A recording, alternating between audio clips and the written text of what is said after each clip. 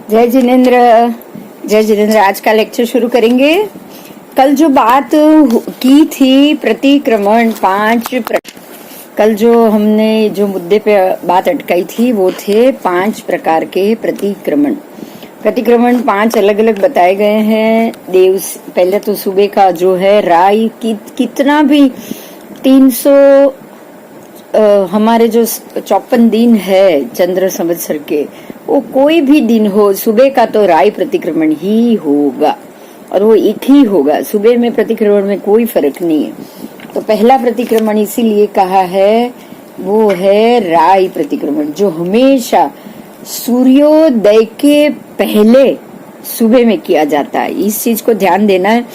कल इसी मुद्दा था, इसी मुद्दे पे कल समझ में आ गया था। मैंने तिथि का जो समझाया था वो सूर्योदय से पहले तो दिन कहाँ से कहाँ गिनना चाहिए। हमें सूर्योदय से पहले गिनना है और ये करना है, और ये राय प्रतिक्रमण है। मतलब ये हुआ कि हमारी रात्रि सूर्योदय से पहले ही खत्म हो जाती है, प्रतिक्रमण करने से पूर्व। बराबर। राय प्रतिक्रमण। राय प्रतिक्रमण भी सुबह सूर्योदय से पहले करना है। तो आपका दिन खत्म, आपकी जो रात्रि का काल है वो प्रतिक्रमण से पहले ही खत्म होना चाहिए कि नहीं? जब तक रात्रि काल खत्म नहीं होगा प्रतिक्रमण नहीं कर सकते, वो भी बराबर।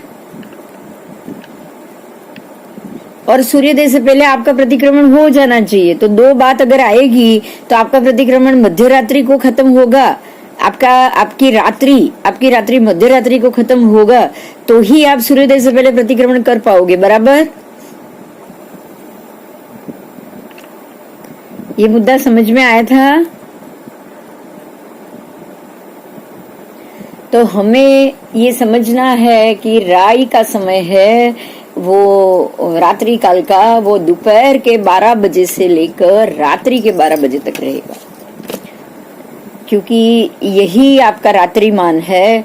और 12 बजे के करीब रात्रि जब खत्म हो जाती है तो उसके बाद दिन की शुरुआत हो जाती है। और दिन की शुरुआत मतलब कि सूर्योदय से पहले आपको रात्रि के काल के जो भी प्रायश्चित लेनी है वो सारा प्रतिक्रमण के रूप में आपको सूर्योदय से पहले प्रतिक्रमण खत्म हो जाए उस हिसाब से वो प्रहर में आपको प्रतिक्रमण करना होता है।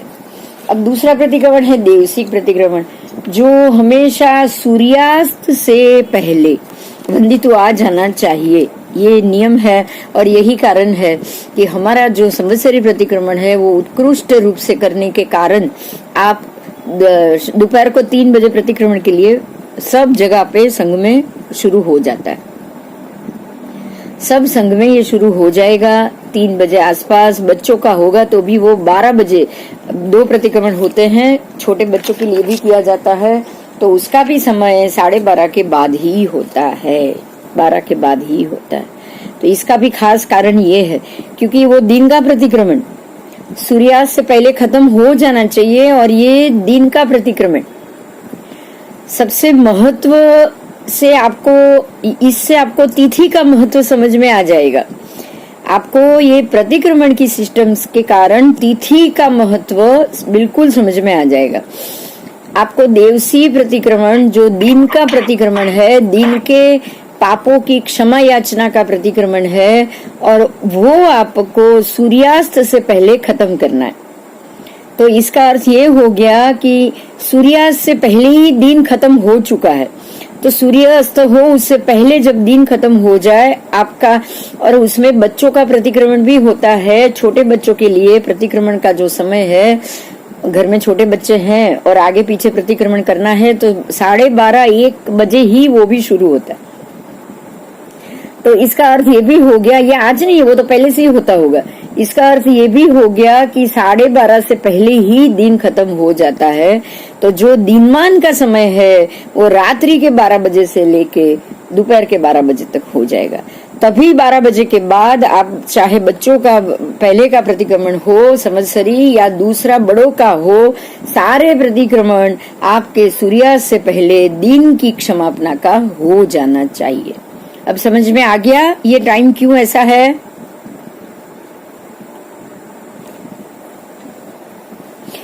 अब रात्रि काल का जो दिन का प्रतिक्रमण है, रात्रि का तो पूरा दिन एक ही होता है 354 दिन, लेकिन 354 दिनों में सायंकाल का दिन की प्रायश्चित और आलोचना का जो प्रतिक्रमण है वो अलग अलग होता है। वो उसके और 4 प्रकार हैं, जैसे कि देवसी प्रतिक्रमण वो रोज होता है। उसके बाद पाक्षिक प्रतिक्रमण, पाक्षिक प्रतिक्रमण 15 दिन के अंदर हर चतुर्दशी के शाम को किया जाता है। कब होता है ये? प्रत्येक चतुर्दशी के शाम को। इसमें एक यहाँ पे आपको ये समझना है कि ये पाक्षिक प्रतिक्रमण है, इसी दिन आपको पक्षी सूत्र बोला जाता है। पक्षी सूत्र का अर्थ ही है पाक्षिक सूत्र, और उसी दिन ये पाक्षिक सूत्र के अंदर ही अतिचार आपके आएंगे। देखो रोज के देवसी प्रतिक्रमण में वंदितु आता है, लेकिन ये अतिचार वो 15 दिन में एक बार आता है। ये तो बराबर है ना? हाँ, अतिचार वाला प्रतिक्रमण रोज नहीं आएगा। अतिचार वाला जो बोलने का जो प्रतिक्रमण है वो पाक्षिक है, तो वो 15 दिन में एक बार हरेक चतुर्दशी को होता है। अब आया चौथा भेद है चातुर्मासिक। चातुर्मासिक प्रतिक्रमण 4 महीने के अंत में, यानी कि कार्तिक सुद 14, फिर फागुन सुद 14 और आषाढ़ सुद चतुर्दशी, ऐसे चार महीने के बाद की चौमासी प्रतिक्रमण एक चौमासी के अंत में आता है। प्रत्येक चौमासी के अंत में आता है, इसलिए उसको चौमासी प्रतिक्रमण कहा जाता है। और ये चौमासी प्रतिक्रमण के वक्त आपको एक बात बहुत अच्छे से ध्यान से सुननी है। जब भी ये चौमासी प्रतिक्रमण आएगा, चाहे वो कार्तिक महीने की शुक्ल पक्ष में कार्तिक सुद 14 हो, फागुन सुद 14 हो और आषाढ़ सुद 14 हो, ये तीनों के वक्त आपको ये बड़ा प्रतिक्रमण, बड़ा चौमासी है, तो इसी दिन पाक्षिक के अंदर ही, मतलब आप उसमें देखोगे तो देवसी भी आएगा, फिर पाक्षिक भी आएगा और फिर चातुर्मासिक भी आ जाएगा। ये तीनों अंदर समा जाएंगे। और ये आज हम कर रहे हैं ऐसे। पहले के समय में इसकी स्थिति कुछ अलग थी। पहले के समय में ये जो चौमासी प्रतिक्रमण है वो 14 के दिन नहीं होता था। आपको ये ध्यान देना है। ऐसे मैंने 2-3 महात्माओं से सुना है कि पहले के काल में पाक्षिक प्रतिक्रमण ये चौमासी के 14, आषाढ़ सुद 14, कार्तिक सुद 14 और तीसरा है फागुन सुद 14, उस दिन तो पाक्षिक ही होता था। लेकिन पूनम के दिन, कार्तिक पूनम, फिर आषाढ़ी पूनम और तीसरी पूर्णिमा है फागुन पूनम, ये तीनों के दिन चौमासी प्रतिक्रमण होता था। दूसरे ही दिन ये चौमासी प्रतिक्रमण होता था। मेरी बहुत महात्माओं से बात हुई है, वो कह रहे हैं कि 14 के दिन पाक्षिक ही होता था, पक्षी ही होता था, लेकिन ये चौमासी प्रतिक्रमण है वो चौमासा के दिन होता था।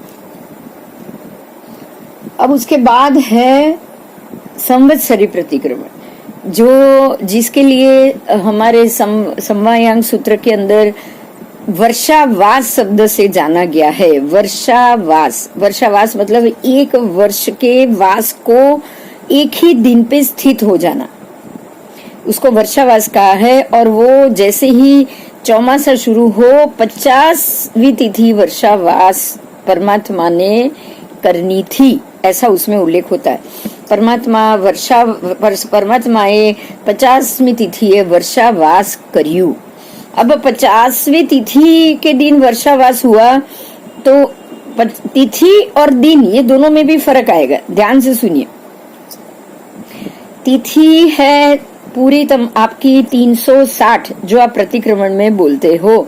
संवत्सरी प्रतिक्रमण में ये बोला जाता है 12 मासाणाम 360 राइदियाना। आप 12 मासाणाम बोलेंगे, लेकिन 354 राइदियानम नहीं बोला जाता। ये तो पता है ना? प्रतिक्रमण का सूत्र याद है? हाँ 12 मासाणाम 360 राई दियाणाम आप बोलोगे। अब चाहे आपका अधिक महीना वाला वर्ष हो या कोई भी हो, आप खाली 12 मासाणाम 360 राई दियाणाम ही बोलेंगे, बराबर। तो ये जो राई दियाणम शब्द है वो तिथि के लिए, राई दियाणम शब्द तिथि के लिए। आपके वर्ष के दिन खाली 354 ही होते हैं, लेकिन उसी में 12 महीना और 360 तिथि पूरी होती है। अब अगर आप चौमासी में आएंगे, एक चौमासी प्रतिक्रमण में आएंगे, तो एक चौमासी के दिन कितने होंगे? 118 दिन और 120 तिथि। क्लियर हुआ? संवत्सरी के 354 दिन 360 तिथि, लेकिन हम बोलेंगे 360 राई दियाणम ही, तिथि ही बोली जाती है, दिन नहीं बोले जाते। समझ में आई बात? ऐसे ही चौमासी में, अगर आप चौमासी में बोलोगे तो 4 मासाणाम 120 राई दियाणम बोला जाता है, बराबर। उसमें 118 दिन है, लेकिन 118 का उल्लेख नहीं होता है, बराबर।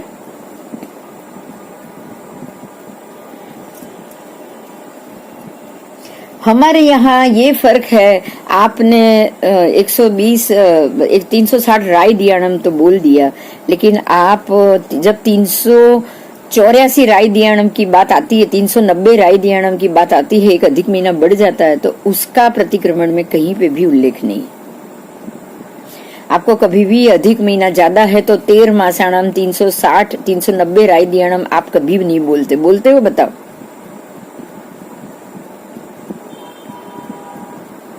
बोला जाता है?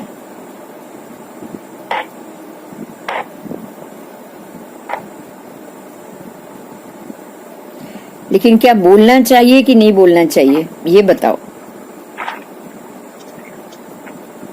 वो अधिक महीने के जो व्यक्ति 12 महीने में एक ही संवत्सरी प्रतिक्रमण करेगा, तो ये अधिक महीने वाला एक महीने ज्यादा पाप की आलोचना आपकी हो पाएगी? एक महीने की नहीं हो पाएगी। नहीं हो पाएगी, क्योंकि वो तो 384 दिन है और 390 तिथि है। आप तो खाली 360 तिथि का ही प्रायश्चित ले रहे हो, बाकी के 30 दिन का नहीं।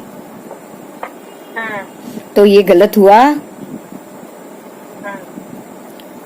आपको 13 मासाणम 390 राई दियाणम बोलना चाहिए, मुझे तो ऐसा लग रहा है। हाँ, आओ। तो संवत्सरी प्रतिक्रमण प्रत्येक वर्ष में भादरवा सुद चौथ के दिन करने में आता है।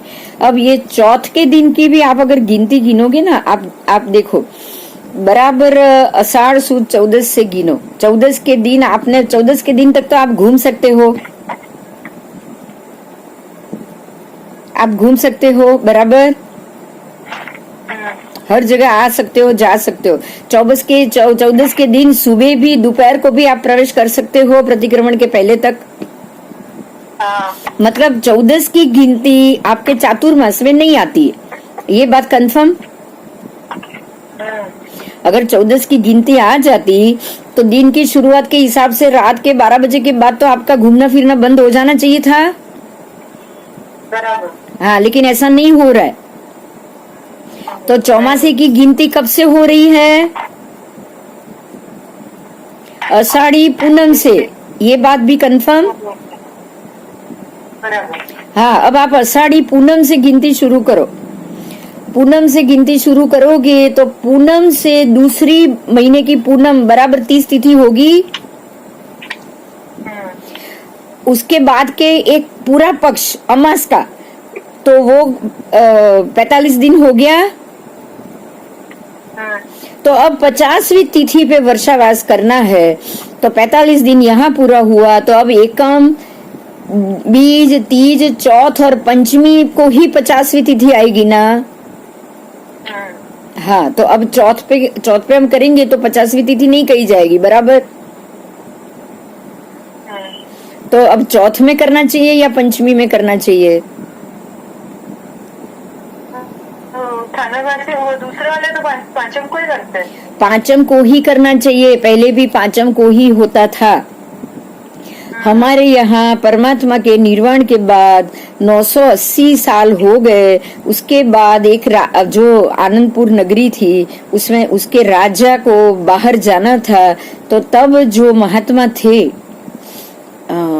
नाम है कालकाचार्य, और उन्होंने राजा के कारण एक दिन पहले उनको पंचमी के दिन उनको जाना था, तो चतुर्दशी के दिन सकल संघ में प्रतिक्रमण कराया, चौथ के दिन। और तब से ये चौथ का रिवाज पड़ गया। अच्छा। हाँ, बाकी पहले पंचमी को ही होता था संवत्सरी, क्योंकि 50वीं दिन तो पंचमी को ही है। तो जो लोगों ने ऐसा सोचा कि भाई एक दिन के लिए बदली किया है, उसको दूसरे साल हम क्यों करें बदला, हम तो अपनी ओरिजिनली करेंगे, यही सोचेंगे ना आधे लोग तो आधे लोग ने उसी दिन किया। और जो आधे लोग ने ऐसा सोचा कि अब चौथ से साल गिनना है तो चौथ से चौथ तक ही गिनना चाहिए। ऐसे ये दो विभाग हो गए। लेकिन हकीकत में आपकी बराबर पूनम से आपका ये चौमासा शुरू होता है, पूनम से ही, और भी ध्यान दो, पूनम से ही नया वर्ष भी शुरू होता है, संवत्सर वर्ष। संवत्सर वर्ष पूनम को खत्म होगा और वही पूनम से ही नया वर्ष भी शुरू होगा। तो जब नया वर्ष भी पूनम से, आषाढ़ी पूनम से ही शुरू हो रहा है, तो संवत्सर भी आपका चौमासा भी पूनम से ही शुरू होगा कि नहीं? एक दिन पहले की पिछले साल के एक दिन को तो आप नए वर्ष में नहीं गिन सकोगे, बराबर। बस, तो ये गिनती के हिसाब से आषाढ़ सुद पूर्णिमा को पहला दिन मानना है, क्योंकि वो ही नए संवत्सर का पहला दिन। यहाँ तक कि युगारंभ भी आषाढ़ सुद पूनम के बाद ही होगा, श्रावण वद एकम से। आषाढ़ सुद पूनम ही अंतिम दिन होता है। तो जो अंतिम दिन है पूर्णिमा, और उसी दिन शाम को ही शुरू हो गया, आपको ये नहीं सोचना है। पूर्णिमा खत्म हो गई और उसी दिन से आपका ये नया वर्ष शुरू हो गया, तो आपको उसी दिन से पूनम से ही एक से गिनती करनी है। पूनम से पूनम तक के 30 दिन, उसके बाद 15 दिन के 45 दिन, और उसके बाद एकम, दूज, तीज, चौथ, पांचम, मतलब 46वां, 47वां, 48वां, 49वां और 50। और 50वीं तिथि पांचम को ही आएगी, शुक्ल भादरवा सुद पंचमी। समझ में आ गया? बराबर। लेकिन आजकल नहीं मानते हैं महात्मा, तो सारी चीज उल्टी हो रही है ना। अब चौमासा भी कहाँ से कहाँ तक गिनोगे? 14 से कोई चौमासा गिना जाएगा? ये भी बताओ। नहीं, क्योंकि आप 14 तक तो आप कहीं से भी आ जा सकते हो, बाहर भी आ जा सकते हो, विहार भी कर सकते हो। तो चौमासा की गिनती भी तो पूनम से ही है ना। पूनम से अगर ध्यान से सुनिए, अगर 14 से यानी इसकी गिनती होती तो चैत्र सुद 14 को ही पालीताना का पाठ चढ़,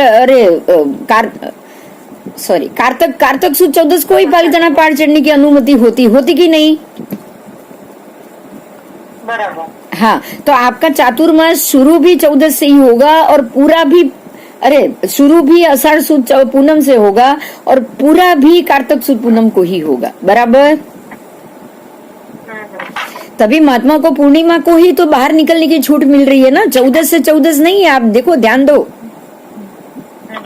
पूनम से पूनम ही उनको बंधन रहता है, बराबर। तो ये समझाना था। ये कोई हम लास्ट क्लास में 5 मिनट में नहीं समझा सकते थे, इसीलिए आज लिया। समझ में आ गया? तो ये पांचों प्रतिक्रमण का काल, उसकी विधि आदि मेरी मतलब ये महात्मा की रचित टीकाकार जो रत्नशेखर सूरी है, उनकी रची हुई विधि कौमुदी, वो नाम के ग्रंथ से जानना है। विधि कौमुदी करके उन्होंने इसके ऊपर टीका रची है। मगर जिस हिसाब से हम शास्त्र को पढ़ेंगे, शास्त्र के से हिसाब से हमें जो जवाब मिल रहा है वो है दिन की शुरुआत आपकी रात्रि के 12 बजे से लेके दोपहर के 12 बजे तक आपका दिनमान रहेगा और देवसी का टाइम भी वही है। और रात्रि की शुरुआत दिन के 12 बजे से लेके रात्रि काल शुरू होगा, रात्रि के 12 बजे रात्रि काल खत्म हो जाएगा। बराबर? हाँ, और यही स्थिति में आपकी तिथि का भी समय वो ही रहेगा। जब दिन की शुरुआत होगी तभी तिथि शुरू होगी ना। हाँ, दिन रात साथ में होता है ना, तिथि में रात दिन तो होती नहीं कभी, दिन रात होता है ना। एक अहोरात्र में पहले दिन आएगा फिर रात्रि आएगी। तो रात्रि के 12 बजे आपके ये चैत्र आषाढ़ सुद 14 खत्म हो जाएगी रात्रि के 12 बजे और पूर्णिमा शुरू हो जाएगी, तो युगारंभ भी उसी दिन होगा। बराबर? बोलो, कोई प्रश्न है इसमें? बराबर। नहीं। चलो, 1285 संवत, अब संवत की बात है। 1285 का जो संवत था उसमें तपा नाम से प्रसिद्ध ये जो तपा गच्छ बना है उसकी बात है। जगत चंद्र सुरीश्वर जी महाराज हुए। तपा गच्छ की शुरुआत कब से हुई? 1200 आई थिंक 95 है, 95।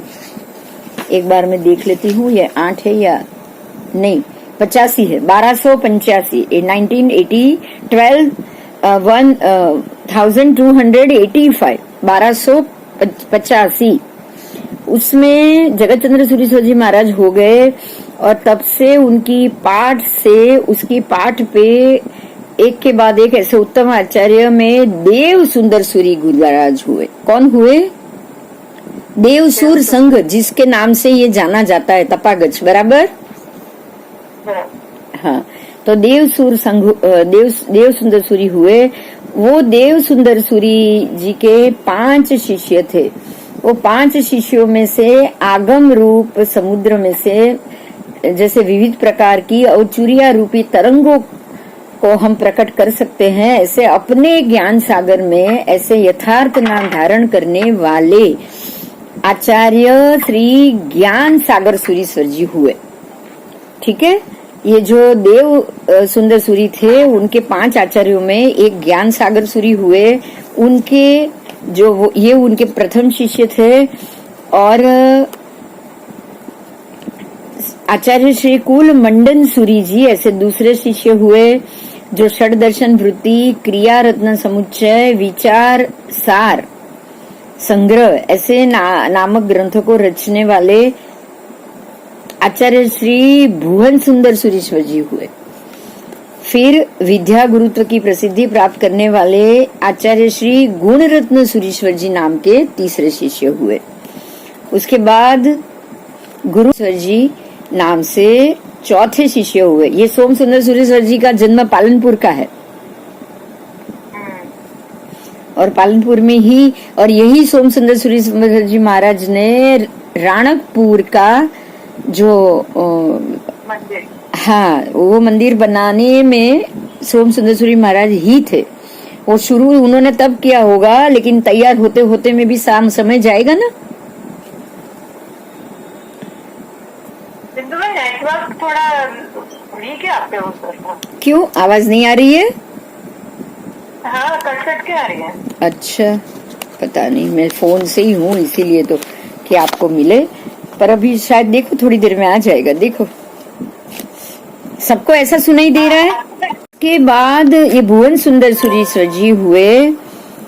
उसके बाद गुण रत्न सुरीश्वर जी नाम के तीसरे शिष्य हुए और उसके बाद सोम सुंदर सुरीश्वर जी नाम के चौथे शिष्य हुए, जिन्होंने ये राणकपुर मंदिर बनवाया और उनका जन्म पालनपुर का है। और पालनपुर के मंदिर के गर्भगृह के नीचे के जब ये मंदिर उतारा गया तब नीचे से जो भी प्रतिमा जी मिले उनके ऊपर भी सोम सुंदर सूरी रचित ये प्रतिमा जी उन पर गुरुदेव का नाम था। ये आपको मैं बता दूं, मंदिर के नीचे से जब उतारा गया 1100 साल के बाद ये मंदिर उतारा गया, तो 1100 साल पहले जब जब कुछ प्रतिमा जी नीचे रखी होगी तो वो भी सोम सुंदर सूरी महाराज जी, और संवत तब 1300 या 1200 या 1300 संवत लिखी हुई थी तब प्रतिमा जी है सोम सुंदर सूरी महाराज। और ये तो वो 1300 या 1400 की संवत है, 1600 की नहीं।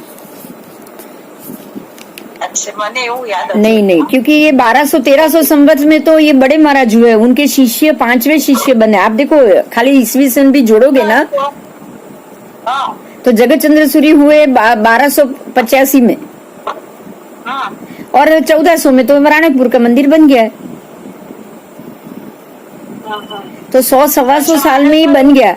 सुनो पहले सुन लो 125 साल में बन गया तो 5वीं पाठ में आएंगे कि नहीं सोम सुंदर सूरी महाराज? 125 साल में तो 5वीं पाठ में आएंगे ही आएंगे, आप गिनती करोगे तो भी आएंगे। और राणकपुर का मंदिर 14वीं सदी में बना है।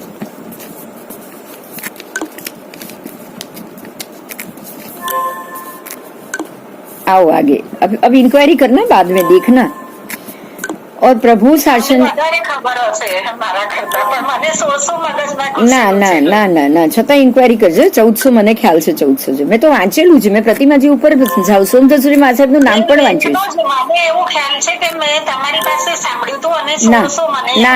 ના 14મી સદી 13મી અને 14મી સદીની વચમાં થઈ ગયા। जिन्होंने प्रभु शासन की साधु श्रावक रूप दोनों प्रकार की अतीव वृद्धि हो, ऐसे उन्होंने सूत्रों की रचना की। और श्री यति जीत कल्प की वृत्ति, अब यहाँ उनके जो 5वें शिष्य बने वो बने रत्न सुरीश्वर जी।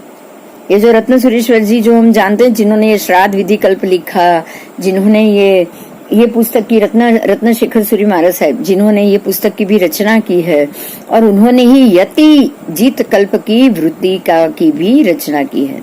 तो ऐसे रत्न शेखर सुरेश्वर जी महात्मा जो थे वो जगत चंद्र सुरेश्वर जी से 5वीं पीढ़ी पे आए हैं, शिष्य परंपरा।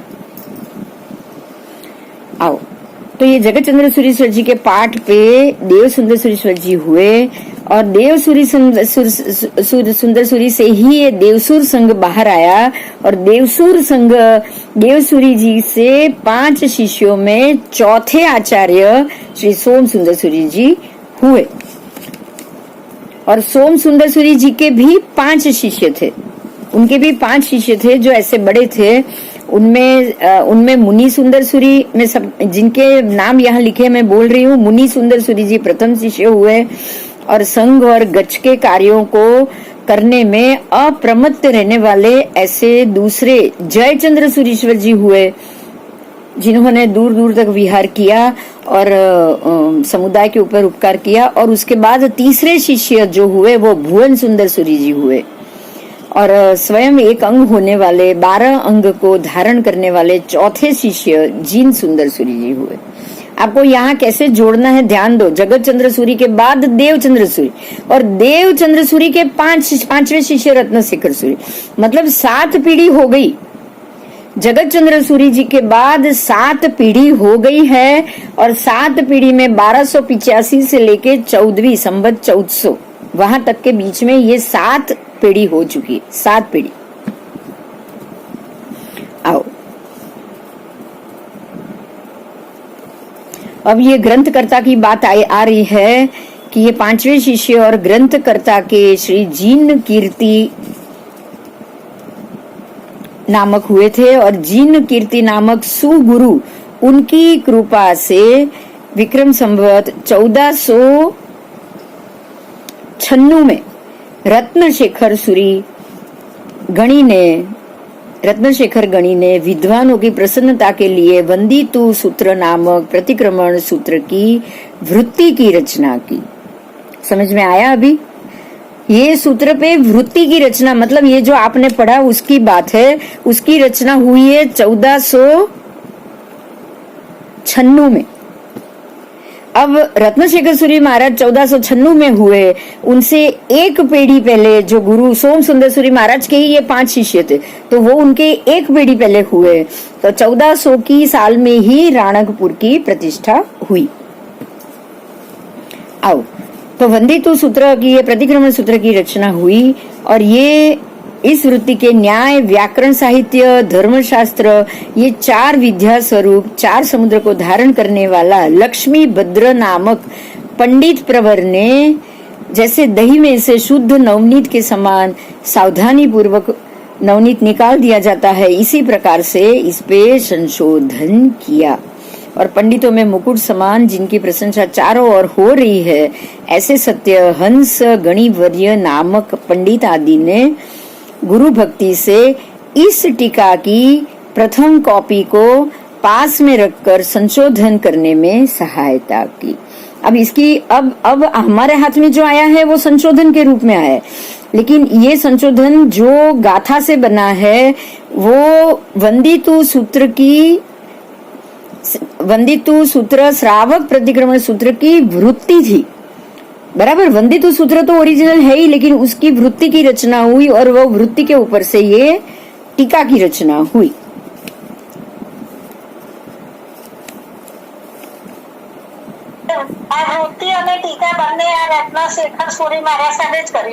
रत्नशेखर सूरी महाराज साहेब ने वृत्ति की रचना की है, और टीका की जो रचना हुई वो हंस गणिवर्य नाम के पंडित ने की।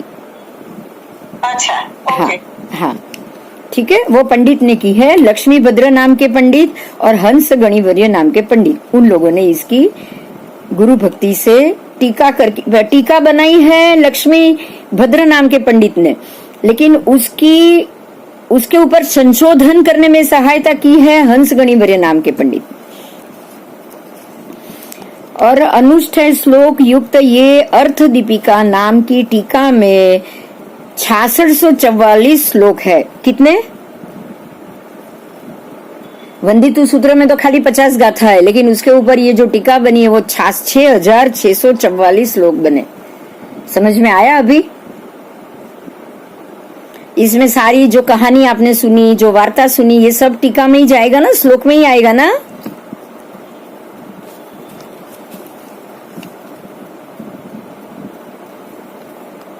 उसमें अगर इसमें इन्होंने लिखा है कि यदि इसमें कोई उत्सूत्र हो गया हो तो पंडित वर्य उसे संशोधन करे और ये वृत्ति दीर्घ काल तक विजयी बने।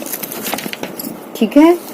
अब इस तरह से तपागच्छ नामक परम गुरु आचार्य सोम सुंदर सूरी के शिष्य और आचार्य श्री भुवन सुंदर सूरी के शिष्य उपाध्याय श्री रत्नशेखर गणी से रचित ये श्राद्ध प्रतिक्रमण सूत्र की अर्थ दीपिका नाम की टीका में शेष 5वां अधिकार समाप्त हुआ। तो ये रत्नशेखर महाराज साहेब ने भी टीका ही रची है, वंदितु सूत्र गणधर भगवंत रचित है, ये बात यहाँ पे साबित हो रही है। अभी ये बात क्लियर हुई? कोई क्वेश्चन हो तो बोलो। ये बात पहले आ चुकी थी कि जो वंदितु सूत्र है वो गणधर भगवंत रचित है, बराबर? हाँ या ना? ना कई वांधो नहीं, अवाज आवतो तो ने बस।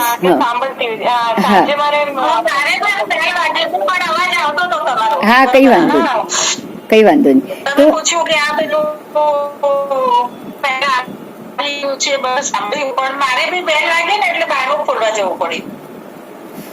अर्थ दीपिका श्रावक प्रतिक्रमण सूत्र के नाम से उन्होंने बाहर निकाला, क्योंकि अब उन्होंने ये टीका लिखी है और वंदितु सूत्र गणधर भगवंत रचित है, तो वंदितु सूत्र का वो नाम नहीं ले सकते हैं, इसलिए उन्होंने इसको क्या नाम दिया कि श्राद्ध प्रतिक्रमण सूत्र।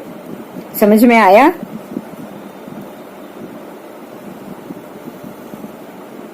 ये बात समझ में आई? और यही महात्मा ने श्राद्ध विधि प्रकरण भी लिखा है। और अब यहाँ पे एक महत्व का मुद्दा ध्यान से सुनो आप।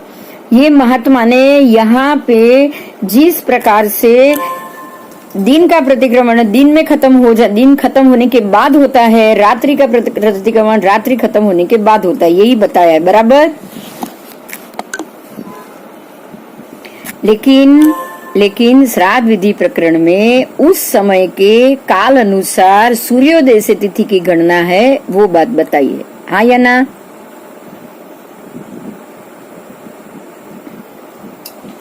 तो यही महात्मा की ये दोनों चीज अलग हो रही है।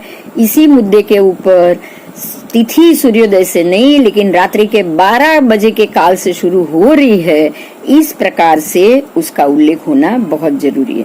तो यही रत्नशेखर सूर्य महाराज साहब की ये टीका जानी, और उसमें ये रात को ही शुरू हो सकता है।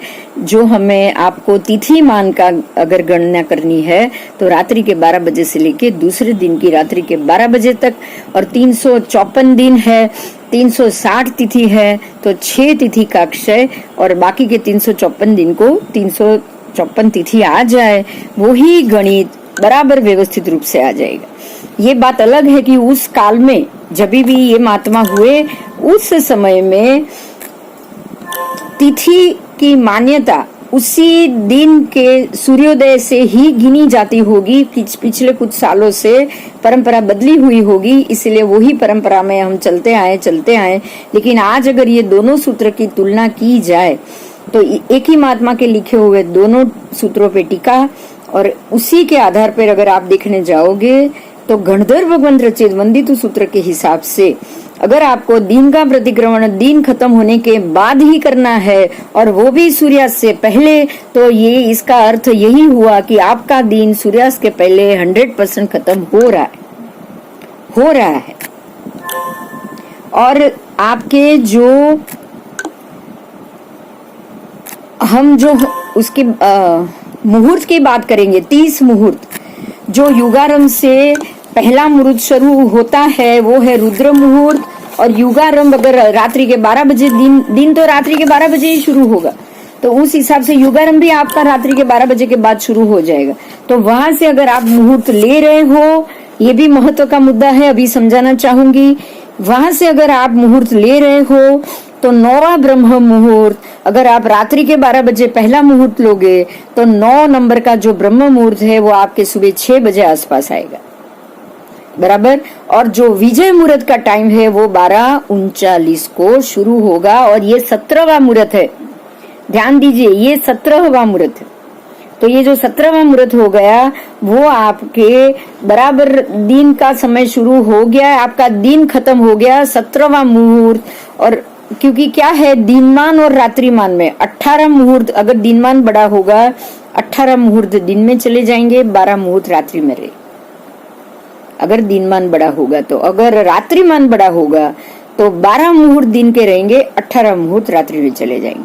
आपको उससे कुछ नहीं लेना देना है, बराबर 12:39 को, क्योंकि 30 मुहूर्त में कभी भी दिनमान रात्रिमान के हिसाब से आपके मुहूर्त को आपको लेना नहीं होता है। बराबर। तो 12:39 बराबर आपके 17वां मुहूर्त शुरू हो जाएगा। और यही कारण है कि परमात्मा का निर्वाण 29वें मुहूर्त में हुआ है, और वो अमास की रात्रि थी, तो 29वां मुहूर्त आपका रात के 11 बजे के पहले ही खत्म हो जाएगा, क्योंकि वो 10:30 से लगभग लेके 11:10 तक आपका 29वां मुहूर्त चलेगा, और उसके बाद 11:10 से लेके 12 बजे तक के 48 मिनट तक आपका 30वां मुहूर्त चलेगा। तो इसी वजह से हमारे 4 बात क्लियर हो रही है। एक तो रुद्र मुहूर्त में युगारंभ का आरंभ होना, क्योंकि युगारंभ का आरंभ तो दिन के आरंभ से ही होगा, तो रुद्र मुहूर्त सबसे पहले रात्रि के 12 बजे के बाद ही युगारंभ भी होगा, और आपका रुद्र मुहूर्त भी उसी समय शुरू होगा, और आपका युग संवत्सर भी उसी समय से होगा, और सबसे पहली तिथि का आरंभ भी उसी समय से होगा। बराबर ब्रह्म मुहूर्त की बात हो रही है, तो वो हो रहा है 6 बजे आसपास 9वां ब्रह्म मुहूर्त। 17वां विजय मुहूर्त जो 12:39 को हो रहा है, उसके लिए एक गाथा है, पाहीण गामिणी छाया। जब सूर्य पश्चिम दिशा में अस्त हो रहा हो और उसकी छाया पूर्व तरफ जाए, जब सूर्य अस्त हो बराबर माथे पे आए बराबर सूर्य माथे पे आए, माथे पे होने के बाद वो पश्चिम दिशा में जाएगा, पाहीण गमन, पश्चिम गमन, पाहीण गमन, ध्यान दो। और पश्चिम गमन हो और जब आपकी छाया पड़नी शुरू हो जाए, जब सूर्य माथे पे है आपकी छाया नहीं पड़ेगी, आपकी छाया सीधी आपके अंदर समा जाएगी। तो जब छाया होगी, जब वो पश्चिम गमन करेगा तब, तो 12:39 को ही विजय मुहूर्त शुरू हो जाए, उसी समय पे विजय मुहूर्त है। परमात्मा का निर्वाण भी अमास की रात्रि से हुआ है, रात्रि में हुआ है, तो वो 29वें मुहूर्त बराबर रात्रि काल में बराबर बैठ रहा है। इस हिसाब से ही हमें तिथि का उदय रात्रि के 12 बजे मान लेना है।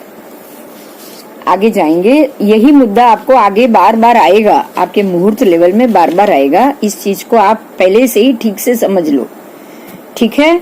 अब इसके बाद श्रावक की नित्य अति उपयोगी श्री वंदितु सूत्र, ये सूत्र का संपूर्ण विवेचन और दीपिका, अर्थ दीपिका के नाम से ये टीका के आधार पर भारत दिवाकर युगवीर जैनाचार्य श्री विजय वल्लभ सूरी महाराज जी के पट्टधर, अब यहाँ और महात्मा की भी बात आई है, वल्लभ सूरी समुदाय के उनके पट्टधर मरुधर उद्धारक आचार्य भगवंत श्रीमद विजय ललित सूरीश्वर जी महाराज, उनके भी पट्टधर महान तपस्वी ज्योतिष मार्तंड आचार्य देव श्रीमद विजय पूर्णानंद सूरीश्वर जी महाराज, ठीक है। अब उनके भी पट्टधर अनेक तीर्थ उद्धारक शासन दीपक महान तपस्वी आचार्य भगवान श्रीमद विजय प्रकाश चंद्र सूरीश्वर जी महाराज, और उनके शिष्य पन्यास पद्म विजय जी ने विक्रम संवत 2036 में कार्तक पूनम के दिन चतुर्मास की पूर्ण तिथि में भाडोली के नए उपाश्रय में इस ग्रंथ की रचना की। आज जो आपने पुस्तक पढ़ा है वो उसके ऊपर टीका, पहले तो ये सूत्र है गणधर भगवान का, उसके बाद उस पे टीका की रचना की रत्नशेखर सूरी महाराज ने, उसके बाद उसके ऊपर 2 पंडितों ने उसका संशोधन किया, और उसके बाद ये वर्ड टू वर्ड जो लिखावट ये पुस्तक है वो है पद्म सूरी महाराज, जो वल्लभ विजय सूरी समुदाय के पट्टधर है, छठे पट्टधर नाम के हिसाब से आए, उनकी ये लिखाई हुई बात आज आपने ये ग्रंथ पूर्ण किया, ठीक है। तो यहाँ ये लिखा गया है कि उपयोग की शून्यता आदि के कारण अगर किसी भी विषय में सूत्र सिद्धांत और सुविहित समाचारी के विरुद्ध लिखा गया हो तो त्रिविधे मिच्छामि दुक्कड़। समझ में आ गई आज आपको बात? सब बोलो, आज में कोई प्रश्न?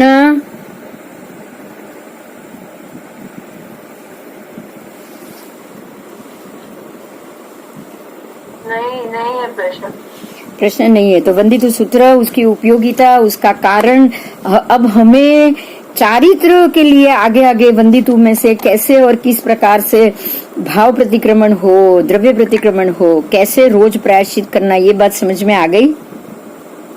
शायद श्रावक के 12 व्रत हम बहुत डिटेल से समझ पाए, मुझे ऐसा लग रहा है, बराबर है ना? हाँ, तो ये सूत्र श्रावक के 12 व्रत में आपको मजबूत रखने के लिए ये बहुत अच्छे से हम इसको समझ पाए। अब आपको यहाँ पे एक और महत्व का मुद्दा है, उसको ध्यान से सुनो। देखो, पक्षी सूत्र बोलने की परमिशन हमको नहीं है, बराबर? हाँ, महात्मा ही बोलेंगे और महात्मा ही बोलने के अधिकारी है। अब यहाँ महत्व ये आता है कि महात्माओं को पक्षी सूत्र, जैसे हम लोगों को ये वंदितु सूत्र बोलने का अधिकार है और हमें ये बोलना ही चाहिए, इसी तरह से पक्षी सूत्र महात्मा को बोलना अति अति अति आवश्यक। उनका जैसे हम बोलेंगे आवश्यक में आता ही होगा, तभी वो हर पक्षी प्रतिक्रमण में बोलते हैं। समझ में आई बात? क्योंकि संवत्सरी में वंदितु सूत्र श्रावक के लिए है, अगर महात्मा का योग नहीं है तो हमको तो वंदितु ही बोलना है, हमको तो वंदितु ही बोलना है। तो इसका अर्थ ये हो गया कि जैसे हमारे श्रावक के 12 व्रत के लिए वंदितु सूत्र है, ऐसे महात्माओं के 5 महाव्रत के लिए पक्षी सूत्र है। ये भी क्लियर हुआ? हाँ। क्योंकि उनको भी अपने किए हुए कर्मों की आलोचना और ये सब तो लेना ही पड़ेगा ना। संजयलन कक्षा में उनको तो रहना ही पड़ेगा। तो प्रत्येक पक्षी के दिन, चतुर्दशी के दिन ये पक्षी सूत्र बोलना ये उनके आवश्यक में होता होगा, बराबर।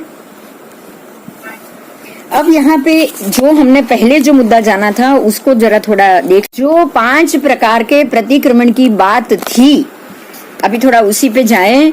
5 प्रकार के प्रतिक्रमण, अलग अलग 84 प्रतिक्रमण, दिवसीय प्रतिक्रमण, राय प्रतिक्रमण, पक्षी प्रतिक्रमण और संवत्सरी प्रतिक्रमण, ये अंतिम परमात्मा के संघ में और पहले परमात्मा के समय में ये प्रतिक्रमण पांचों प्रतिक्रमण की क्रिया होती है।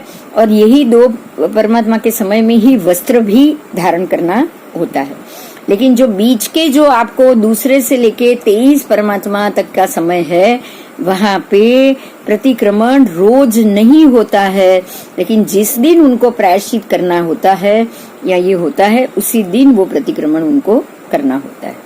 उसके लिए भी डिटेल आएगी, वो हम जब भी आएंगे तभी उसको जानेंगे। अभी तो आपको और हमको ये रोज करना है, ये आवश्यक है। अभी हम उसको ही देखकर चलेंगे, बराबर।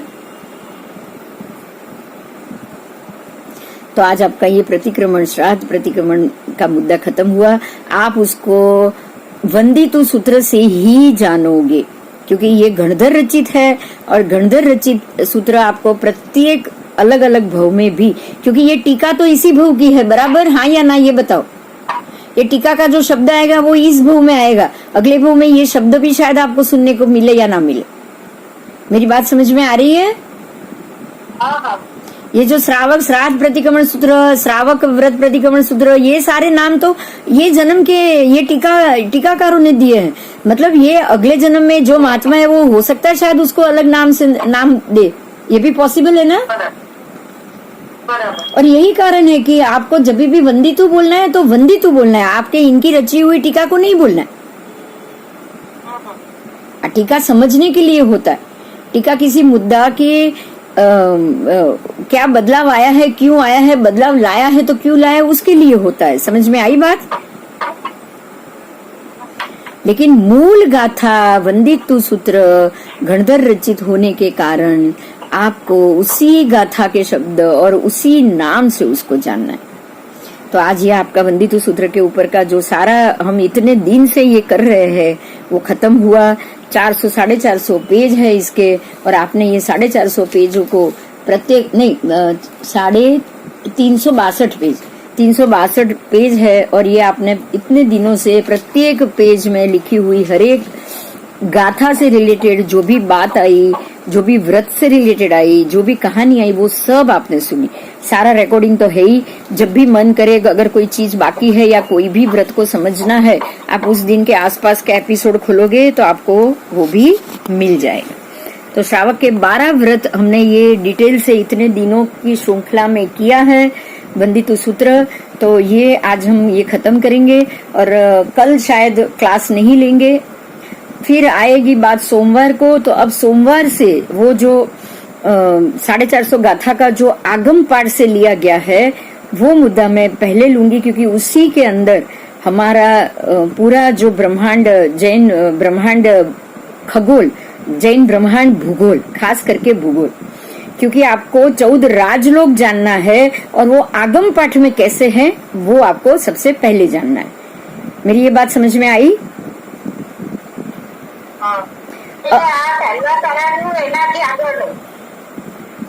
पहले हमने सिर्फ भरत क्षेत्र ही किया है पहले साल में, बराबर। पहले साल में हमने सिर्फ भरत क्षेत्र किया है, लेकिन 14 अभी हम करेंगे भरत क्षेत्र और आज की पृथ्वी पढ़े हैं हम, और कुछ नहीं पढ़े पहले साल में। अच्छा, हाँ, तो अब आपको जो पढ़ना है वो है अभी पूरा। अब कैसे देखेंगे, जैसे कि मेरा एड्रेस किसी को पूछना है, मान लो कि मेरा एड्रेस आप पूछ रहे हो, तो ये तो मैं एड्रेस बता दूं कि भाई ये बम्बई में यहाँ यहाँ यहाँ, लेकिन जो ये दुनिया में पहली बार है उसको तो बम्बई कहाँ है वो भी नहीं मालूम। तो बम्बई के लिए वो पहले महाराष्ट्र में जाएगा, महाराष्ट्र के लिए आप इंडिया के मैप में जाओगे, और इंडिया कहाँ है वो देखने के लिए वर्ल्ड के मैप में जाओगे, बराबर। तो हम ऐसे ही भूगोल पढ़ेंगे। पहले पढ़ेंगे 14 राजलोक। 14 राजलोक में तिर्यक लोक अलग करेंगे, देवलोक अलग करेंगे और नरक लोक अलग करेंगे। समझ में आ रही है ये मेरी बात? ऊर्ध्व लोक अलग होगा, अधोलोक अलग होगा, तिर्यक लोक अलग, तीनों लोक अलग हो जाएगा। और तीनों लोक के अंदर किसके अंदर क्या है, किस स्थिति में है, वो बराबर आगमों से हम पढ़ेंगे। तो ये आपके सामने कुछ आगम आ जाएंगे। कुछ आगम से अगर मैं बोलूं तो आगम के नामों में से लगभग तो जो नाम है उसमें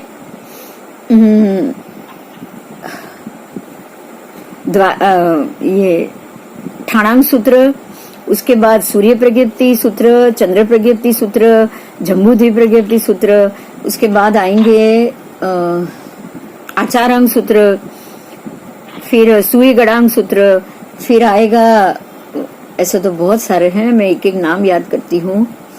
आपको बुक खोलने से सब आ जाएगा आपके हाथ में। सूत्र में भगवती सूत्र तो खास आएगा। नहीं नहीं नहीं, वो नहीं, ये जो पाठ पढ़ेंगे वो जो पहली बुक है महात्मा के लिखे हुए, उसके ऊपर तो हम बिल्कुल नहीं जा रहे। क्यों क्यों क्यों? क्योंकि आप डायरेक्ट आगम के पाठ पढ़ रहे हो। आप डायरेक्ट आगम के पाठ पढ़ रहे हो। और एक मिनट में आई हूँ मैं, 1 मिनट। इसमें समय त्रिलोक सार, फिर दूसरा ग्रंथ है, एक तो त्रिलोक सार है, उसके बाद जो लगभग इसको मैंने आपको पहले भी बोला है, दिगंबर परंपरा ने ये सब नहीं माना है, सूर्य प्रज्ञप्ति चंद्र प्रज्ञप्ति नहीं माना है, लेकिन उसी के पाठ के आधार पे बिल्कुल सूर्य चंद्र की डिटेल से उन्होंने त्रिलोक सार और त्रिलोक पन्नति ग्रंथ जरूर बनाए, वो जरूर बनाए। मतलब क्या हुआ है, ये बात समझ में आ रही है? जो ओरिजिनल आगम परंपरा है उसको तो हम नहीं मानेंगे, लेकिन इससे बनाए हुए हमारे गुरुओं के ग्रंथ को हम जरूर मानेंगे। मतलब क्या हुआ, इनडायरेक्टली ले तो वो आगम ही रहे। ये बात क्लियर हो रही है? हो रही है? हाँ, इनडायरेक्टली वो ले तो आगम ही रहे, लेकिन हम ये फिर भी हम ये नहीं मानते, हम ये नहीं मानते, हम ये नहीं मानते, ये बात वो जरूर बता, चाहे वो इनडायरेक्टली आगम ही क्यों इस्तेमाल ना कर रहे हो। उसके बाद सारा जो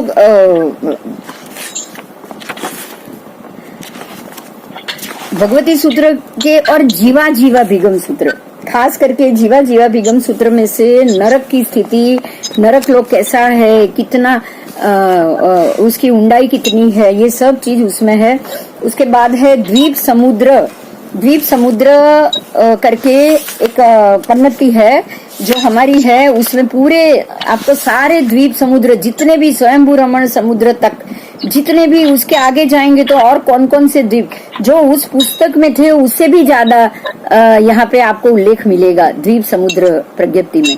कि जो हमने आगे के जो वो चारित्र रत्न महाराज साहब की जितनी भी पुस्तक ली थी ना, उसमें जो है उससे भी ज्यादा आगे द्वीपों के और सबके नाम आपको इसमें मिलेंगे।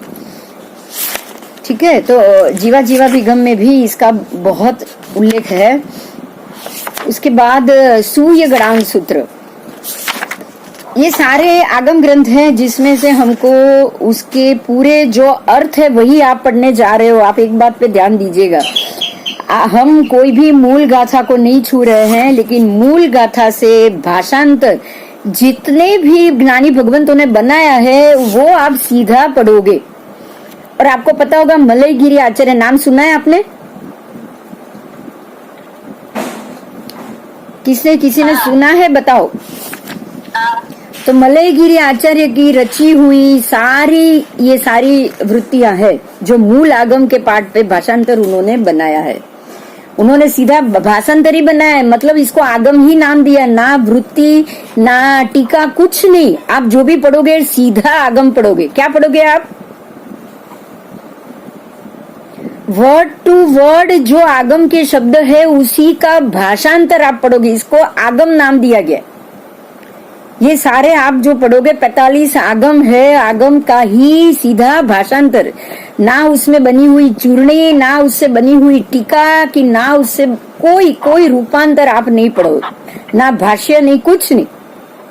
तो आप इतना समझ लो कि जो गणधर भगवंत ने जो गाथा के रूप में अपने गुरु, अपने और शिष्यों को दिया है, वो गाथा नहीं, लेकिन वही चीज आप भावार्थ के रूप में पढ़ो। समझ में आ गया? समझ में आ गया? तो आप इतनी अच्छी चीज इसमें अब आप अगले क्लास से पढ़ने जा रहे हो। ये कब होगा ये मैं आपको बताऊंगी, और शायद सोमवार या मंगलवार हम इसको शुरू कर देंगे। उससे पहले में आप हो सकेगा तो ये आप तक ये बुक पहुंच जाए, और बुक पहुंच जाएगी तो भी ये भी बुक है ना, कम से कम 450 पेज है, कोई थोड़े नहीं है। इसको आपको डिटेल से हम सारे, इसमें भूगोल भी, 14 राजलोक की पूरी भूगोल आ जाएगी, और भूगोल ही है, अभी भी भूगोल ही है। आप इतना समझना, अभी भी इसमें पंचांग या उसका कोई उल्लेख नहीं, लेकिन जो चीज आपके हाथ में आ रही है उसमें प्रत्येक परमात्मा के समय उनके कितने केवली भगवान थे, कितने विपुलमति ज्ञानी थे, कितने उस वक्त वादी गुरु भगवान थे, कितने उस वक्त ऋषिगण मतलब महात्मा थे, वो सारी डिटेल आपको मिल जाएगी। सारी वो सौधर्म से कितना उसका ऊर्ध्वत्व था, सौधर्म देवलोक से वो कहाँ से आए हैं, मतलब वो कौन से देवलोक से चवित हुए। आज आप 24 परमात्मा के 24 से 24 भगवान वो कौन से देवलोक से आए, अगर ये बात पता चल जाए उनकी आयुष्य कितनी थी, तो ये आपको एक ही बुक में मिल जाएगी। बोलो कितनी बढ़िया चीज होगी, आप ये समझ सकते हो। और प्रत्येक परमात्मा के समोसरण का माप क्या था वो भी मिल जाएगा। ठीक है, तो ये सारी चीज आपको इसमें मिल जाएगी, और उनके अंतर भी मिल जाएंगे। दो परमात्मा के बीच में कितना अंतर था ना, वो भी मिल जाएगा। तो ये सारी चीज हम पढ़ेंगे, क्योंकि ये तो हमको पढ़ना ही पढ़ना है। आप अगर ये चीज अपने ज्ञान में भर के गए ना, अभी यही चीज अगर आप अभी आपके मति ज्ञान श्रुत ज्ञान में भर के गए ना, तो जिस दिन जहां समोसरण रचा होगा ना, आपके पैर अपने आप वहां तक पहुंच चले जाएंगे कि नहीं बताओ? आपके पैर उधर चले ही जाएंगे, क्योंकि आपने ये सब चीज पढ़ी है। आप जानते हो कि ऐसे तिगड़ा होता है, ऐसे परमात्मा का समोसरण होता है, और ये नाप का होता है। सबसे बड़े परमात्मा पहला जो ऋषभदेव भगवान है, वो 500 धनुष की काया वाले, तो उनका समोसरण सबसे ऊंचाई वाला होगा। ये सारी चीज तो सीधी हो गई। और अंतिम परमात्मा के समय में 7 हाथ की काया थी, तो उनका तो तिगड़ा इतना बड़ा हो ही नहीं सकता, बराबर।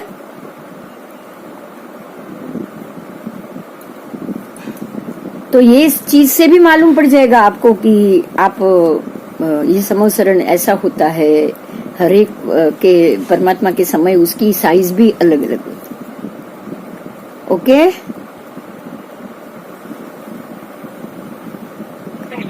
ठीक है, चल।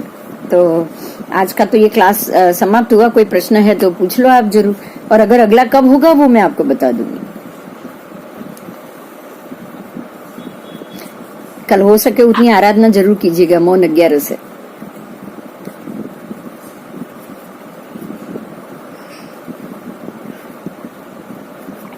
बराबर, खोल दो अभी सब माइक अपना, कोई बात नहीं। कोई है तो पूछो, नहीं तो कोई बात नहीं। हाँ जी, हाँ जी, जय जी, जय जी। अच्छा हो गया आपका क्लास। हाँ, भी चालू थे। बराबर बराबर।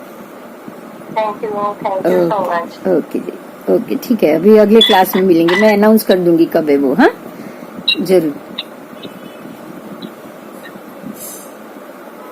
चल, जय जी।